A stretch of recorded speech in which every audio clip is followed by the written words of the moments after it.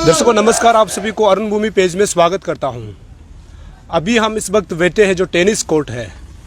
Tennis court का थोड़ा सा हिस्ट्री में आप सभी को बता दूं कि ये वो जगह है जहां पर अरुणाचल प्रदेश में जितना भी जो प्रॉब्लम्स होता है सरकार के खिलाफ हो या फिर किसी भी चीज़ को लेकर के धरना जब होता है इसी स्पोर्ट में किया जाता है। यहाँ से संदेश ये जाता है कि सरकार जब गलत काम करता है या फिर कोई भी जो ऑर्गेनाइजेशन जो है गलत काम करता है, यहाँ पर धरना के लिए सभी जो भी ऑर्गेनाइजेशन यहीं पर आते हैं।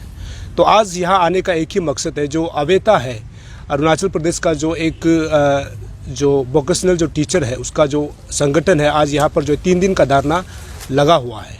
आज दूसरा दिन है और आप सभी को बता दूं कि ये वोकेशनल टीचर जो होता है इसके बारे में थोड़ा सा मैं बता देता हूं, क्योंकि ये जो है ये कैटेगरी है, इसमें जो 3 पर बेस्ड है। जैसे कि टूर एंड ट्रैवल जो टीचर होता है, उसके बाद इंफॉर्मेशन टेक्नोलॉजी होता है, फिर लैब असिस्टेंट होता है। और इसका जो शुरुआत अगर हम लोग हिस्ट्री में जाता है तो इसका पहला अपॉइंटमेंट जो है 2015 को हुआ था, जो फर्स्ट बैच में हुआ था। उसके बाद 2017 को दूसरा बैच होता है। और आप सभी को जानकारी के लिए ये भी बता दूं कि अरुणाचल प्रदेश में अप्रॉक्सीमेटली 101 हायर सेकेंडरी स्कूल है जहाँ पर जो है ये टीचर जो है तैनात है। मतलब जो वोकेशनल जो टीचर होता है ये अलग अलग अपना कैटेगरी में जो है अपना सर्विस अरुणाचल सरकार में एजुकेशन डिपार्टमेंट को दे रहा है। और ये बता दूं कि शुरू के दौरान में जब 2015 में 11 हायर सेकेंडरी स्कूल में इनको जो है अपॉइंट किया गया था। फिर बाद में 2017 को पूरे जो 101 जो हायर सेकेंडरी स्कूल में इसको जो है टीचर सरकार की तरफ से जो अपॉइंटमेंट हुआ था उसमें सबको जो है उसमें अपॉइंटमेंट करता है। तकरीबन अभी तक जो 2017 से लेकर के अभी तक जो इसका टोटल जो नंबर्स है जो वोकेशनल टीचर का है 276 अप्रोक्सीमेटली बताया जा रहा है। और आप सभी को ये भी बता दो अभी दिसंबर का महीना है, तो ऐसे में सभी लोग ये चाहते हैं कि अपने परिवार के साथ रहे या फिर अपने घर में भाई बहन के साथ रहे या फिर अपने जो परिवार कास्ट लोग के साथ बेटी बेटा के साथ ये समय को बिठाए, क्योंकि क्रिसमस भी आने वाला है, फिर नया साल भी आने को है। तो ऐसे में कुछ ग्रुप्स जो है यानी जो वोकेशनल टीचर जो ग्रुप्स है यानी ऑर्गेनाइजेशन है ये यहाँ पर आज जो धरना में बैठे हुए हैं। इनका एक ही मकसद ये है कि सरकार ने 2018 को जो सैलरी इनहेंस के लिए मतलब जो नोटिफिकेशन जारी किया था उसको जो है फुलफिल करना है। ये डिमांड पर 2 पॉइंट डिमांड पर जो है चार्टर ऑफ डिमांड पर अड़ा हुआ है। लेकिन इस चीज़ को विस्तार से जानने के लिए हम यहाँ के जो भी ऑर्गेनाइजेशन के जो भी रिप्रेजेंटेटिव है उनसे हम लोग जानेंगे कि यहाँ पर जो है धरना करने का मकसद क्या है और उनका जो डिमांड क्या है, उनका डिटेल से हम लोग जानते हैं। और ऐसे भी खबर मिल रहा है कि यही वोकेशनल जो टीचर जो है अलग अलग स्टेट में भी लागू हुआ था, लेकिन उसमें जो है जहाँ तक अलग स्टेट का सवाल है उसमें इस चीज़ को ध्यान से देखते हुए उनका जो है सैलरी को भी, उसके बाद उनका जो भी जो DA वगैरह होता है उनको जो है सही से इम्प्लीमेंट कर रहा है अरुणाचल को छोड़ करके। इस सब्जेक्ट को लेकर के ये लोग धरना पे बैठे हुए हैं, तो उन्हीं से हम लोग जानेंगे कि उनका इस विषय में क्या राय है। तो हम लोग शुरुआत करते हैं। सबसे पहले मैं आपका नाम जानना चाहता हूँ। सर मेरा नाम उर्किन लामा है और हम स्पोक्सपर्सन अवेता का है। ये जो अभी आप लोगों ने मतलब 3 दिन का जो धरना जो ऑर्गेनाइज किया है या फिर जो सरकार के खिलाफ आप लोग एजुकेशन सिस्टम के खिलाफ जो लगा हुआ है, इसको लेकर के मतलब सबसे पहले ये बताइए कि आपका यहाँ पे आज जो वोकेशनल टीचर जो है जितना जो स्टेट डिस्ट्रिक्ट से आए हैं, मतलब कितना पॉपुलेशन लोग आज यहाँ पर धरना पर बैठे हैं? यहाँ लगभग सर 222 होगा सर आज अभी। जी सर जी, बस सभी डिस्ट्रिक्ट से हैं? हाँ जी, सभी डिस्ट्रिक्ट से पूरे हर जितने फारफ्लंग एरिया हमारे जितने दूर दराज में जो सर्विस दे रहे हैं हमारे प्रदेश को, वो सभी आए हैं सर। ये जो एग्जैक्ट जो आपका 2 चार्टर ऑफ डिमांड है, ऐसे जैसे कि आप हमको डॉक्यूमेंट जो प्रोवाइड किया है इसके मुताबिक 2018 को नोटिफिकेशन हुआ था, तो अभी तक किस कारण से रहा होगा कि 2 आपका जो चार्टर ऑफ डिमांड को सरकार जो है या फिर एजुकेशन डिपार्टमेंट जो है नहीं मान रहा है? एक्चुअली सर देखिए, जब नोटिफिकेशन आया था हम काफ़ी खुश थे, क्योंकि हमको भी लगा था कि हम ऐड हो जाएंगे, लेकिन एकाएक उसमें हमें पता चलता है कि हमें ऐड नहीं कर दिया गया है। तो हम गए डिपार्टमेंट से इंक्वायरी की, उनके ऑफिशियल से बात किया, तब हमें पता चलता है कि उनकी एक गलती की वजह से हमें छोड़ दिया गया सर। तो हमने कहा, उनसे बातचीत की, पूछताछ किया, तो उन्होंने कहा कि हम अपने ये ऑफिशियल मैटर में करा लेंगे, क्योंकि अभी कैबिनेट अप्रूवल भी हो गया है और बिल भी पास हो गया है कैबिनेट में, तो ये अभी तो जरूरी नहीं, हम अपने से करा लेंगे। उन्होंने ऐसा कहा उस समय, तो हम भी मान गए। और देखते मानते मानते सर ये लगभग 4 साल होने को है सर। अभी तक मतलब ऐसे पेंडिंग है? जी सर जी, अभी तक है। चलिए दूसरा सवाल मैं इनसे पूछता हूँ। ये एक सवाल है जो मतलब अभी हमने शुरुआत के समय में कहा था कि अलग स्टेट में जो है वोकेशनल टीचर को लेकर के उनका मतलब स्टेटस कैसे है, कि जैसे कि हिमाचल प्रदेश हो गया, असम हो गया, जो हरियाणा हो गया, उसमें जो है आपका वोकेशनल टीचर को लेकर के मतलब उस स्टेट में मतलब उनका स्टेटस कैसे है? जी सबसे पहले आपका नाम। जी मेरा नाम है बोरिया पंगू और ये वोकेशनल टीचर्स एसोसिएशन का मैं प्रेसिडेंट हूँ। मैं बताना चाहूँगा वोकेशनल एजुकेशन के बारे में। जैसे कि यहाँ अरुणाचल में इम्प्लीमेंट हुआ 2015 में, लेकिन उससे पहले भी बहुत सारा राज्य में वोकेशनल एजुकेशन इम्प्लीमेंट हो चुका था और बहुत सही ढंग से चल रहे हैं।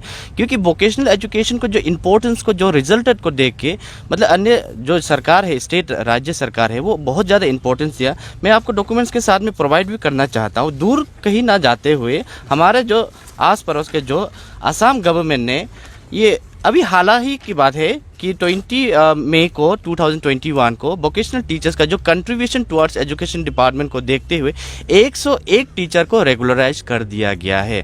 और दूसरा मैं एग्जांपल्स में आपको बताना चाहूँगा हिमाचल प्रदेश के। जैसे कि हिमाचल प्रदेश बहुत अच्छा जाना माना स्टेट कहा जाता है, तो उसमें भी वोकेशनल एजुकेशन को इम्पोर्टेंस को देख के इसका पे स्केल है वो भले ही वो रेगुलराइजेशन नहीं किया, लेकिन पे स्केल उसका वोकेशनल टीचर्स का 44,900। तो ये होता है सरकार का अच्छा रणनीति, ये होता है अच्छा इम्प्लीमेंटेशन, ये होता है कि अपना ही डिपार्टमेंट को, अपना ही टीचर्स के बात को, ग्रीवेंसेस को, उसका इम्पोर्टेंस को समझ के ये लागू करने वाला, जो कि हमारे सरकार में मुझे नहीं दिख रहा है अभी तक, मतलब नहीं दिख रहा अभी तक।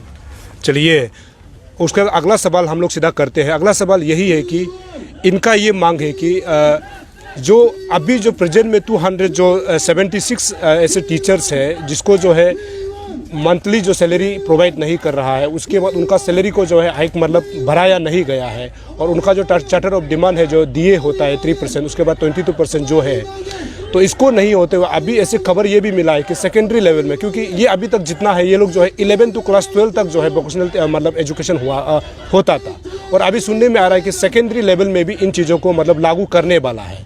जहाँ तक खबर ये मिला है कि ये जो है अभी जो है एडवर्टाइजमेंट तो नहीं निकला है, लेकिन बच्चों से मतलब इनरोल कराया जा रहा है कि क्लास जो सेकेंडरी लेवल में जो है वोकेशनल एजुकेशन को चलाने के लिए। इस विषय में हम लोग सीधा इनसे जानते हैं, ये जो सेकेंडरी लेवल में जो अभी इनरोल हो रहा है, ऐसे खबर मिल रहा है, ये कहाँ तक सही है?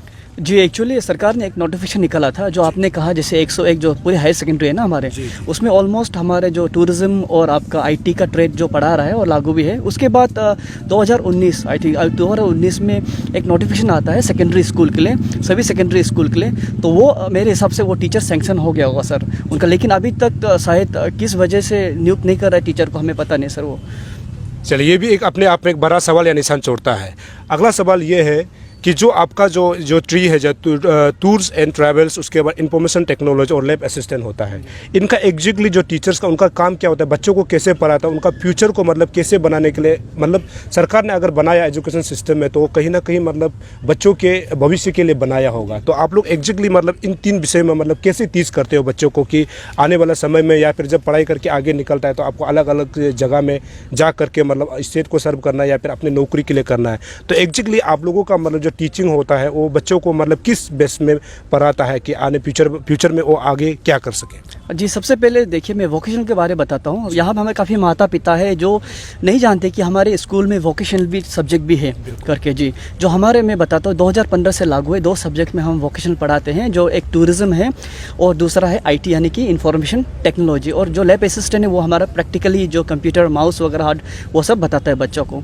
तो ये वोकेशंस का इतना सारा इंपॉर्टेंट है सर। देखिए इंपॉर्टेंट ये है कि हमको सबसे पहले देखिए आपको जानना चाहिए कि महात्मा गांधी ने भी यही कहा कि वोकेशनल, उसके बाद हमारे जो पहले प्रधानमंत्री थे नेहरू, उसके बाद आप फिर ले लीजिए 1964 में जो कटारी कमीशंस का एक आता है, उसमें नोटेबली कहा गया है कि आपको नौकरी के लिए यूनिवर्सिटी डिग्री की आवश्यकता नहीं है, बल्कि बिना जो आप स्किल कीजिए, अपने आप को स्किल बनाइए, वाइल पढ़ते हुए आप अर्निंग कर सकते हैं, लर्निंग विद अर्निंग आप कर सकते हैं। जैसे कि ऐसे बच्चा बहुत सारे हमारे ज़िले में कर लीजिए, हमारे प्रदेश में कर लीजिए, ड्रॉप आउट बच्चा है।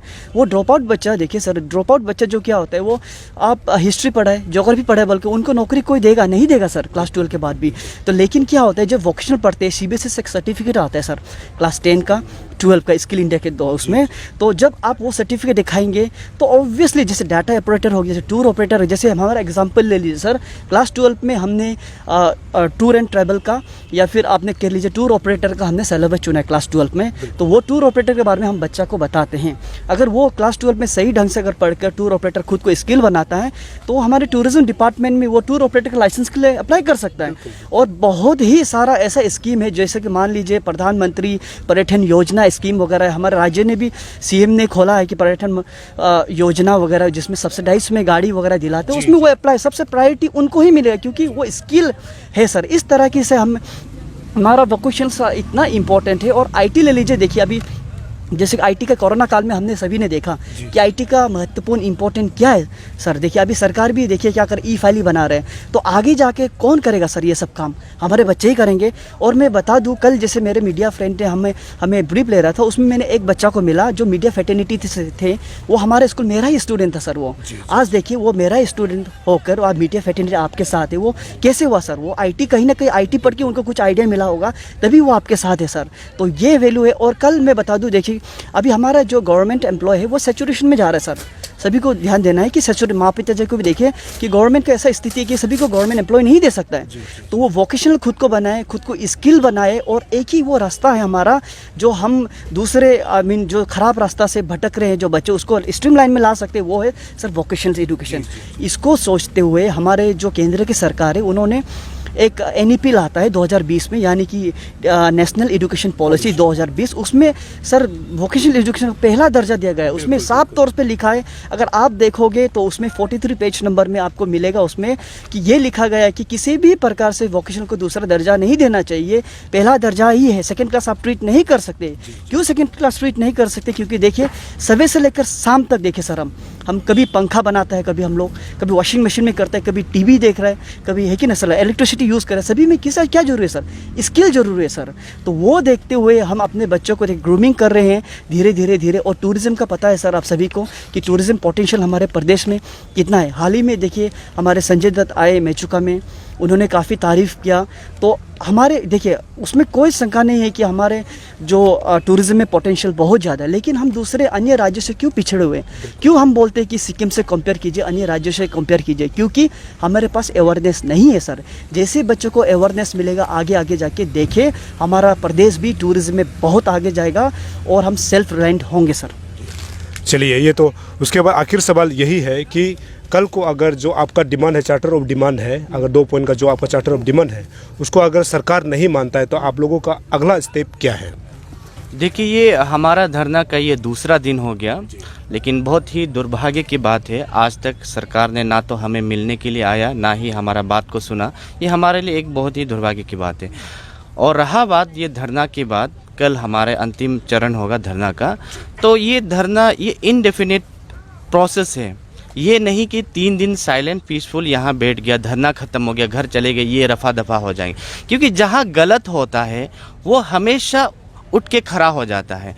सरकार ने, हमारे सरकार जो राज्य की सरकार है, कहीं ना कहीं हमारा जितना टीचर्स के साथ में, जो स्पेशली वोकेशनल टीचर के साथ में कुछ गलत किया है। और गलत कभी ख़त्म नहीं होता है, जब तक वो सही नहीं होता है वो गलत को हमेशा सही कराने के लिए निकलते रहेंगे। तो इसीलिए मैं सरकार को मैं साफ तौर पे मैं कहना चाहता हूँ कि कल के बाद भी अगर सरकार हमारा बात नहीं सुनता है तो इससे ज़्यादा बढ़ के स्ट्रेंथ में, इससे ज़्यादा अच्छा से हमारे जितना वोकेशनल टीचर से दूसरा पेज में इससे ज़्यादा स्ट्रॉन्गर कुछ स्टेप उठाने वाले हैं। ये ख़त्म हो जाने के, धरना ख़त्म हो जाने के एग्जीक्यूटिव हम लोग डिसाइड करके तुरंत ही मीडिया के माध्यम से हम लोग बताएंगे। लेकिन जो कुछ भी स्टेप उठाएंगे बहुत ही इससे ज़्यादा स्ट्रॉन्गर, मतलब सेकेंड लेवल का होगा वो।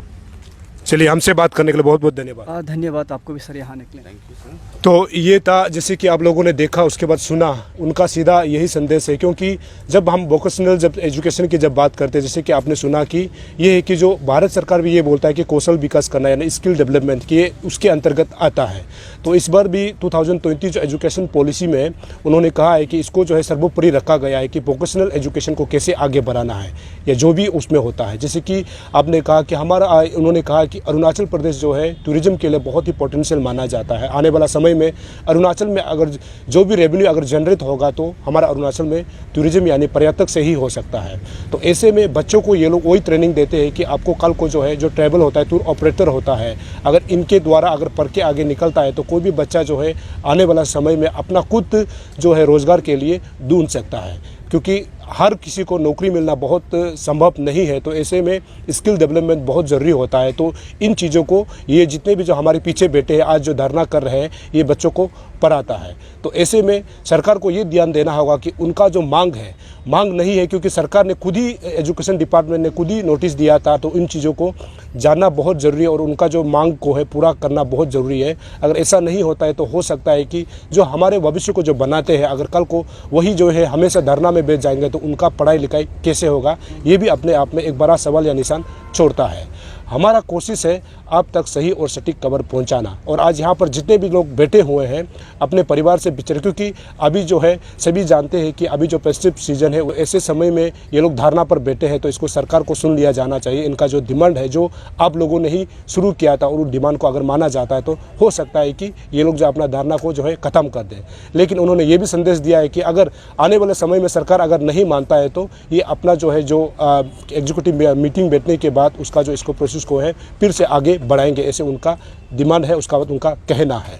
ये तो हमारा छोटा सा कोशिश और हम ये समझते हैं कि ये खबर जो है सरकार तक पहुंचना चाहिए। और जितने भी जो दर्शक देख रहे हैं आप सभी देखते रहिए अरुण भूमि और बने रहिए अरुण भूमि। हमारा मकसद है आप तक सही और सटीक खबर पहुंचाना। तब तक के लिए मुझे इजाज़त दीजिए। नमस्कार, जय हिंद, जय अरुणाचल।